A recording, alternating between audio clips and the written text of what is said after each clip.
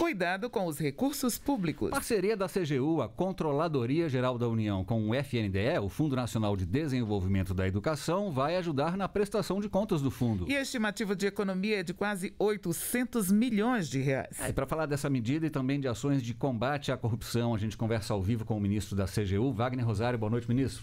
Boa noite, Nádia. Boa noite, Márcio. É um prazer estar aqui. Ministro, essa parceria da CGU com o FNDE, chamado Projeto Malha Fina, como é que vai ser esse trabalho? Bem, na verdade o trabalho já está realizado, né? O que nós fizemos foi desenvolver um sistema. Esse sistema ele é baseado em 3 pilares ali, uma curva ABC, desenvolvimento de trilhas e também de um modelo preditivo que nós fomos testando, onde as análises das prestações de conta elas são feitas automaticamente. Para ter uma ideia, hoje o FNDE ele recebe cerca de 35 mil prestações de contas ano. Só que a sua capacidade operacional de trabalho são 4 mil processos ano. Então, todo ano a gente gera 31 mil processos de passivo que ficam esquecidos e essas prestações de contas nunca realizam. Para a gente ter uma ideia, nós fizemos nesse trabalho agora 21 anos de serviço da administração pública em uma única rodada, né? São cerca aí de 60.568 processos que foram verificados e resolvemos aí 52% dos passivos que já incomodavam o Ministério há bastante tempo. Ministro, como você chegou a essa estimativa de economia de quase 800 milhões de reais? É porque cada equipe que fiscaliza, que faz essa verificação das prestações de contas, elas custam em média 13 mil reais. É pegar o salário desses servidores, o tempo que eles gastam verificando, né? Então, multiplicando esses 13 mil reais mais ou menos pelos 60.568 processos, nós chegamos a 780 milhões de reais.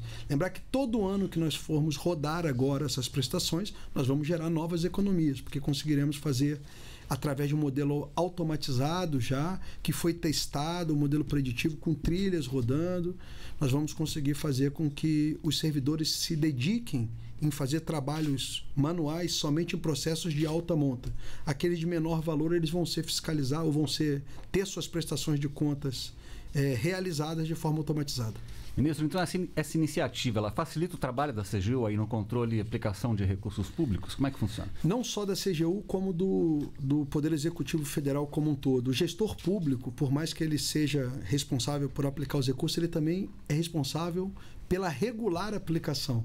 Então, quando eu dou a segurança para esse gestor de que ele está fazendo a verificação dessa prestação de contas através de um sistema criado justamente com a CGU, diminuindo o passivo, porque lembre-se que esse servidor ele muitas vezes sai do cargo e depois de 10 anos essas prestações de contas estão paradas lá.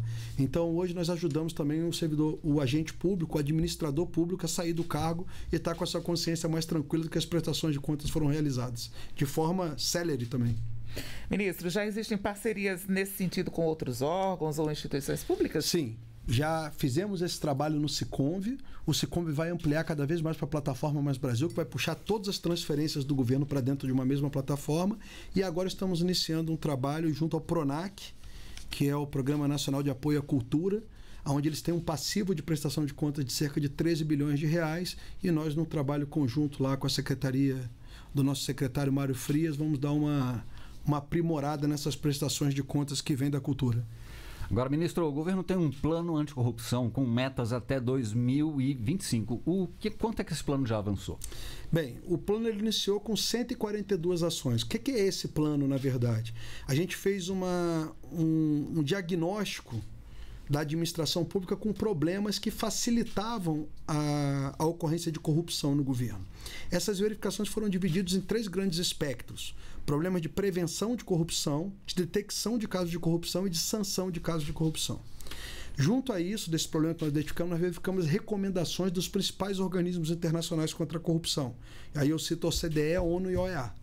Então, com base em todo esse conjunto, nós falamos, para resolver esse problema, nós precisamos implementar 142 ações. Mas o plano ele é vivo. Nós já aumentamos para 153 ações, já entregamos 60 ações, ou 39% do plano, né? E pretendemos aí até esse ano, nós temos previsão de entrega de 61 ações. Isso faz com que a gente trabalhe de forma não reativa, e sim de forma prévia, né? Tentando prever os problemas, identificando as fragilidades do governo e fazendo com que a gente tenha um plano muito bem estruturado e transparente para a sociedade, sabendo tudo que nós vamos fazer em termos de políticas anticorrupção até 2025.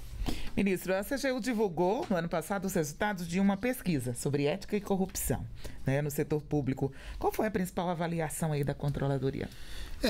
Esse é um plano nosso que a gente já está há algum tempo querendo fugir um pouco dos mecanismos que nós temos hoje de avaliação de corrupção pelo mundo. Eu acho que o índice mais conhecido hoje é o índice de percepção da corrupção da Transparência Internacional. Ele é feito por uma meia dúzia de experts, especialistas, que eles divulgam como é a percepção da corrupção. Nós não somos muito afetos a esse tipo de verificação e nós queríamos uma verificação mais direta. Então, nós ouvimos, numa parceria com o Banco Mundial, 22.130 servidores públicos em todas as unidades federativas e em todos os ministérios do governo federal. Então, foram feitas várias perguntas que nos trazem uma visão de como que a corrupção acontece. Acho que a grande notícia ruim que a gente recebeu é que esses servidores, em média, quando nós pegamos a amostra dos 22.130 respondentes, eles têm, em média, 16 anos de serviço público, né? Esses servidores, ao longo de sua carreira, observaram 58% desses servidores, ao longo de sua carreira, observaram atos antiéticos ocorrendo dentro da administração pública. Acho que é um índice bastante alto, em que a gente tem que melhorar. Tudo bem que atos antiéticos é uma coisa mais ampla do que corrupção, porque envolve até furar fila, algumas coisas assim, o cara não marcar o ponto na hora errada, na hora certa, perdão. Mas, por mais que nós tenhamos esse dado ruim, nós temos um dado muito bom, que é o seguinte: quando nós fazemos essa mesma pergunta, quantos de vocês observaram atos antiéticos nos últimos 3 anos? Cai para 33%. Então, 58% durante toda a vida, 33% nos últimos 3 anos. Isso demonstra que o trabalho do governo de luta contra a corrupção, de implementação de integridade, todas essas medidas estão surtindo efeito com uma percepção direta dos servidores públicos federais.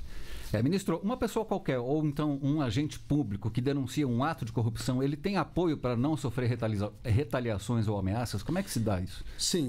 Nós temos uma lei que foi aprovada em 2018, a Lei 13.608, que ela trouxe algumas garantias, né? Ela trouxe um princípio de que todo cidadão tem o direito de denunciar casos de corrupção ou de mau uso de dinheiro público e obriga que a gente tenha unidades de ouvidoria ou de corregedoria voltadas para essa finalidade. Ela também assegura a proteção integral contra retaliações e também a proteção do nome da pessoa que denuncia. Então, fruto dessa lei, nós já soltamos 2 decretos, né, que visam regulamentar essa lei e pegar os nossos sistemas e adaptar os nossos sistemas a essa realidade, ou seja, a realidade de proteger o nome do denunciante. Eu não posso compartilhar o nome desse denunciante com outras pessoas, somente com a autorização dele, e para áreas de investigação, né? Então já temos aí o resultado da Lei 10.153, do decreto 10.153, que foi 19, regulamentando, e agora, fazendo parte do plano anticorrupção, o decreto 10.890, que foi aprovado agora em dezembro de 21. Então, cada vez mais a gente trabalhando para que as pessoas possam denunciar sem receber nenhum tipo de retaliação. Vamos lembrar ainda que a lei prevê, e nós estamos implementando, que os servidores, algum servidor público que crie qualquer tipo de retaliação a outro servidor que denuncie, ele pode ser sancionado, inclusive, com a pena de demissão do serviço público. Ministro, vários estados têm passado aí por problemas, desastres ambientais, como foi o caso aí de Petrópolis agora, e o governo federal tem liberado recursos emergenciais. Então, como é que a população pode verificar se esses recursos estão sendo devidamente aplicados? Eu recomendo que você entre no portal da Transparência, www.transparencia.gov.br. Lá você pode acessar os recursos que são transferidos a estados e municípios, né? Então, o portal está lá com essas informações. Peço um pouco para que às vezes o cidadão quer ver se no mesmo dia foi transferido e o sistema tem que ser alimentado, ele tem um certo delay, mas todas as informações que são repassadas ao município de Petrópolis em especial vão estar disponíveis no portal da Transparência do Governo Federal. Agora, ministro, qual a orientação que o senhor daria para quem quer ajudar com doações em dinheiro, por exemplo? A orientação que eu dou é que a gente observe quem é a instituição que está arrecadando esse dinheiro, se é uma instituição que possui práticas de integridade, de transparência, de prestação de contas, para que você não seja surpreendido que uma boa ação ela não resulte no resultado que a gente aguarda e espera. Ministro, a CGU disponibilizou na internet informações sobre a política de transparência de agendas. Quais são as principais orientações? Olha, a política de transparência de agendas nossa, ela é muito voltada ao seguinte: quando você trabalha com agenda, você tem um foco: tornar clara a relação público-privada. Toda vez que você tem uma relação público-privada obscura, você tem problemas. Se um agente público se reúne com o privado e você não tem detalhes dessa reunião, do que foi solicitado, de qual interesse está sendo representado, isso é muito ruim na luta contra a corrupção. Então, o que nós fizemos é criar critérios claros de quais informações têm que estar disponíveis à população nessas reuniões. Também amarramos a transparência de informações sobre brindes recebidos, sobre hospitalidades, pode ser que um servidor público pago por um privado vá a um evento no exterior. Então, tudo isso está sendo amarrado, tem que estar em transparência dentro desse sistema, que é o e-agendas que nós temos. E também deixamos claro que é proibido ao servidor público receber presentes. A única exceção são presentes diplomáticos. Então, todas essas orientações que visam principalmente regulamentar essa relação público-privada é o que está nas nossas orientações do decreto de agendas. Ministro, a CGU tem incentivado a participação de servidores estaduais e municipais no conceito de governo aberto. O senhor pode explicar para a gente o que é esse conceito e a importância dele? Sim, quando a gente fala em transparência, a gente fala, vamos dar transparência a uma determinada informação, seja o cargo que os servidores ocupam, salário, os gastos públicos. Quando a gente fala de governo aberto, ele é um conceito mais amplo. Ele não fala somente de dar transparência, ele fala de fomento à participação social, ou seja, eu tenho que capacitar a sociedade para que ela, eu dando a transparência, ela saiba fazer essa fiscalização da aplicação dos recursos públicos. Ele trata de inovação, trazer inovação para dentro da transparência. Ele fala dessa participação social e ele fala de accountability, que é o dever que todo agente público tem de prestar contas. Então, é um conceito amplo, né, que vê uma governança maior dentro da transparência, trazendo também conceitos de prestação de contas, de participação social, de acesso à informação e também, né, por último, de inovação dentro da administração pública. No final do ano passado, a CGU participou de um encontro das Nações Unidas sobre corrupção, né? Que mensagem levamos ao mundo sobre o combate a esse tipo de crime aqui no país? Muitas pessoas pensam que o combate à corrupção ela se limita simplesmente a você punir ou fazer operações policiais com a finalidade. Nós fazemos isso também.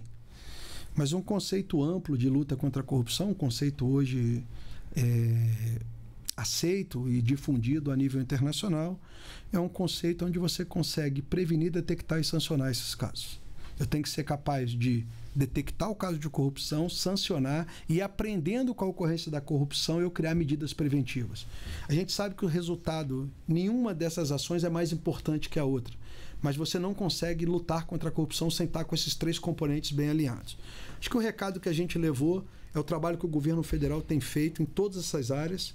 Então, hoje o Brasil tem, se nós olharmos aí 6, 7 anos atrás, nós tínhamos um país com as estatais envolvidas em grandes escândalos de corrupção, dando prejuízo ao erário, né? Hoje o que nós temos é que todas as estatais brasileiras estão aderentes às recomendações de integridade da OCDE, né? Essas estatais que davam prejuízo, hoje elas dão lucro, né? São orgulho para o país. Então, hoje tem programas de governança, de gestão. Temos uma lei 13.303 que veio com essa finalidade.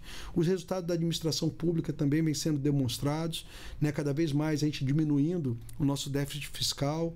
Nós estamos aí com resultados realmente muito interessantes, uma diminuição da percepção de corrupção pelos servidores nas pesquisas. Então, tudo isso a gente levou para o mundo para mostrar que o Brasil hoje é um exemplo, né? E vem trabalhando. A gente sabe que essa mudança não ocorre de um momento para outro, mas o trabalho ele é progressivo, ele é duro, e nós vamos entregar um país cada vez melhor. E nós levamos isso lá para o Egito, para a cidade de Sharm el-Sheikh, para poder discutir na ONU esses resultados que o país vem entregando. Agora, ministro, em comparação com outros países do mundo, o Brasil tem hoje práticas que são consideradas avançadas aí no combate à corrupção? Com certeza sim, né? Eu podia falar de várias aqui, eu vou citar uma, né? O Brasil aí, entre os países que tem uma lei de responsabilização de pessoas jurídicas por casos de corrupção, nós estamos entre os 3 países que mais fecham, mais responsabilizam e mais conseguem fechar acordos com essas empresas, né? Acho que o Brasil, junto com os Estados Unidos e Reino Unido, eles lideram esse ranking, vem acompanhado por outros países que também já vêm se destacando, como França. Então o país está sempre... A nossa lei de transparência é muito forte, a gente consegue da transparência ter uma resolutividade numa entrega de mais de 99% dos pedidos de acesso à informação, eles são entregues ao cidadão. Então eu acho que tudo isso mostra que o Brasil é uma referência quando se trata desse assunto.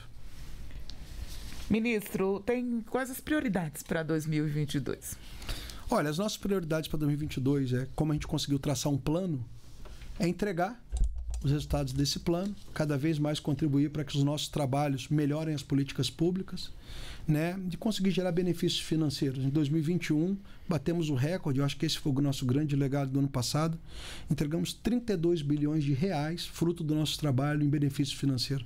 Temos um orçamento de 1 bilhão de reais com salário dos servidores e retornamos aí cerca de 30 vezes isso à sociedade, e é essa a nossa meta, continuar dentro desse trabalho, contribuindo para o aprimoramento das políticas públicas e para o combate à corrupção. Bom, nós conversamos com Wagner Rosário, ministro da Controladoria Geral da União. Ministro, obrigado pela entrevista e mais uma vez a Voz do Brasil. Eu que agradeço, Nazi, Márcia, é sempre uma honra para mim estar aqui.